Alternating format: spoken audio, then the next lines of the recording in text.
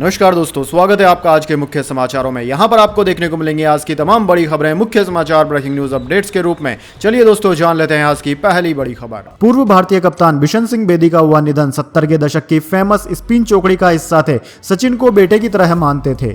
जी हां दोस्तों, भारतीय क्रिकेट टीम के पूर्व कप्तान बिशन सिंह बेदी का सोमवार को निधन हो गया। उन्होंने 77 साल की उम्र में आखिरी सांस ली। भारत के legendary left arm spinner Bedi ने 1967 और 1979 के बीच भारत के लिए 67 टेस्ट मैच खेलते हुए 266 विकेट चटकाए। वहीं 10 वनडे मैचों में उन्होंने 7 विकेट भी हासिल किए। दोस्तों, 70 के दशक में बेदी भारतीय टीम की फेमस स्पिन चौकड़ी का हिस्सा थे।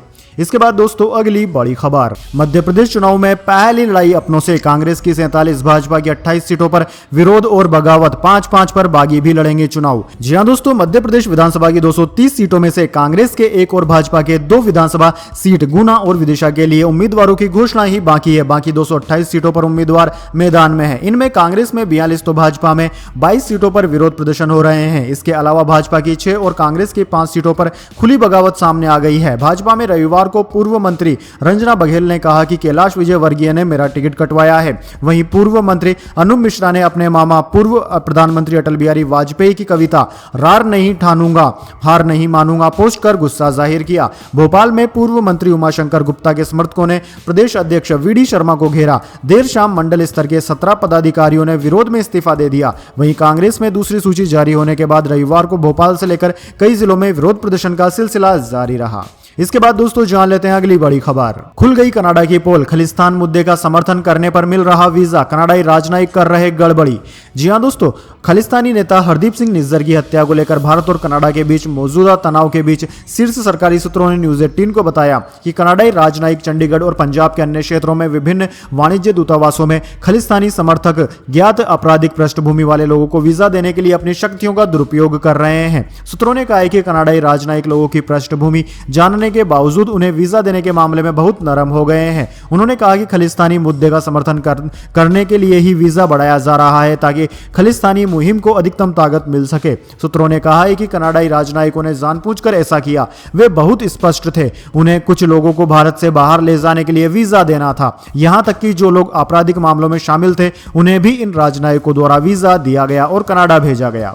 इसके बाद दोस्तों अगली बड़ी खबर। बांग्लादेश में दर्दनाक हादसा। 2 ट्रेनों के बीच भयंकर टक्कर। 20 लोगों की मौत, कई घायल। जी हां दोस्तों, बांग्लादेश में एक बड़ा ट्रेन हादसा हुआ है। बांग्लादेश में सोमवार को 2 ट्रेनों की भीषण टक्कर में कम से कम 20 लोगों की मौत की खबर है और सैकड़ों घायल हो गए हैं। पुलिस का कहना है कि मरने वालों की संख्या में और इजाफा हो सकता है। यह ट्रेन हादसा तब हुआ जब राजधानी ढाका से लगभग 80 किलोमीटर दूर भैरब में एक पैसेंजर ट्रेन एक मालगाड़ी से टकरा गई और चारों ओर चीख पुकार मच गई। वहीं दोस्तों स्थानीय पुलिस अधिकारी सिराजुल इस्लाम ने कहा कि मरने वालों की संख्या बढ़ सकती है क्योंकि बचाव अभियान जारी है। समाचार एजेंसी एपी के मुताबिक अब तक इस हादसे में 20 लोगों की मौत हो गई है, जबकि बांग्लादेशी मीडिया की माने तो मरने वालों की संख्या 20 को पार कर चुकी है। समाचार एजेंसी राइटर्स ने बताया कि इस भीषण रेल हादसे के बाद अग्निशमन सेवा कर्मी मौके पर पहुंच चुके हैं और बचाव अभियान जारी है। इसके बाद दोस्तों अगली बड़ी खबर। दिल्ली पर प्रदूषण और डेंगू की दोहरी मार। 5000 के करीब पहुंचा मरीजों का आंकड़ा।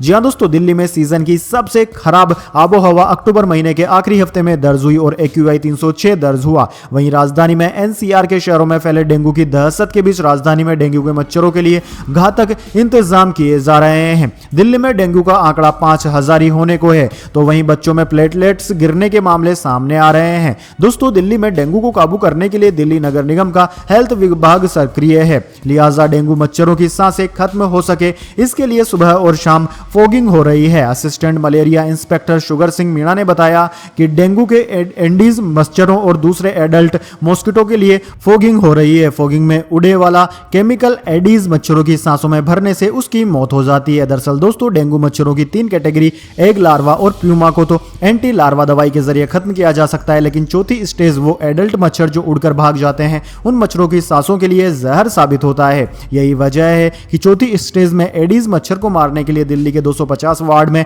सुबह शाम फॉगिंग कराई जा रही रही है। चलिए दोस्तों जान लेते हैं इसके बाद अगली बड़ी खबर। सीजीआई चंद्रचूड़ बोले, इतिहास में लीगल सिस्टम का मिसयूज हुआ, इसे अन्याय भेदभाव के लिए हथियार बनाया, हाशिए पर रहे समुदायों को नुकसान पहुंचा। जी हां दोस्तों, सुप्रीम कोर्ट के chief justice CGI D Y Chandrachud ने कहा है कि लीगल सिस्टम को हाशिए पर रहे समुदायों को दबाने के लिए हथियार के तौर पर इस्तेमाल किया गया। उन्होंने कहा कि अमेरिका में भेदभाव करने वाले कानून के बनने से गुलामी प्रथा को बढ़ावा मिला। जिम क्रो के कानूनों के जरिए स्थानीय लोगों को निशाना बनाया गया। उन्होंने आगे कहा कि अमेरिका और भारत दोनों देशों में लंबे समय तक कई समुदायों को वोट डालने का अधिकार नहीं दिया गया। इस तरह कानून का इस्तेमाल पावर स्ट्रक्चर को बनाए रखने और भेदभाव को बढ़ावा देने के लिए किया गया। इसका खामियाजा हाशिए पर रहे समुदायों को लंबे समय तक उठाना पड़ा। समाज में होने वाले भेदभाव और अन्याय को सामान्य माना जाने लगा। कुछ समुदाय समाज की मुख्य धारा से अलग हो गए। इसके चलते हिंसा और बहिष्कार की घटनाएं हुई। इसके बाद दोस्तों अगली बड़ी खबर, India versus New Zealand world cup 2023 विश्व कप में अब तक मौके ना मिलने को लेकर न्यूजीलैंड की कमर तोड़ने वाले शमी ने दिया बड़ा बयान। जी हां दोस्तों, न्यूजीलैंड के खिलाफ विश्व कप मैच में 5 विकेट झटक कर भारत की जीत की पटकथा लिखने वाले तेज गेंदबाज मोहम्मद शमी ने रविवार को यहां कहा कि अगर टीम सफलता हासिल कर रही है तो उन्हें बाहर बैठने में कोई परेशानी नहीं है। मौजूदा विश्व कप में यह भारतीय टीम की लगातार 5वीं जीत थी और शमी को पहली बार अंतिम 11 में मौका मिला था। दोस्तों हरफनफोला हार्दिक पांड्या के चोटिल होने के कारण शमी और सूर्य कुमार यादव को टीम में शामिल किया गया। शमी ने 54 रन देकर करियर में तीसरी बार 5 विकेट चटकाए और मैन ऑफ द मैच बने। इसके बाद दोस्तों अगली बड़ी खबर, सद्दाम हुसैन की बेटी को 7 साल की जेल, पिता की प्रतिबंधित पार्टी को प्रमोट करने का आरोप, इराक के इस तानाशाह को अमेरिका ने दी थी फांसी। जी हां दोस्तों, इराक के पूर्व राष्ट्रपति और तानाशाह सद्दाम हुसैन की बड़ी बेटी रगद हुसैन को बगदाद कोर्ट ने 7 साल जेल की सजा सुनाई है। उन पर अपने पिता की प्रतिबंधित बाथ पार्टी को प्रमोट करने के आरोप लगे हैं। 2003 में अमेरिका और ब्रिटेन ने इराक पर हमला कर सद्दाम को गिरफ्तार कर लिया था और फांसी दे दी थी। इसी के साथ इराक में सद्दाम शासन का खात्मा भी हुआ था, जिसके बाद उसकी पार्टी को भंग कर दिया गया और उस पर प्रतिबंध लगा दिए गए थे। एएफपी के मुताबिक सद्दाम हुसैन की बेटी रगद ने 2021 में एक इंटरव्यू दिया था जिसमें उसने बाथ पार्टी को प्रमोट करते हुए उसकी उपलब्धियां गिनाई थी। दरअसल इराक में पुरानी सत्ता को बढ़ावा देने वाली एक्टिविटीज बैन है। यहां पुरानी सत्ता से जुड़ी तस्वीरें या नारे लगाने वाले किसी भी व्यक्ति पर मुकदमा चलाया जा सकता है।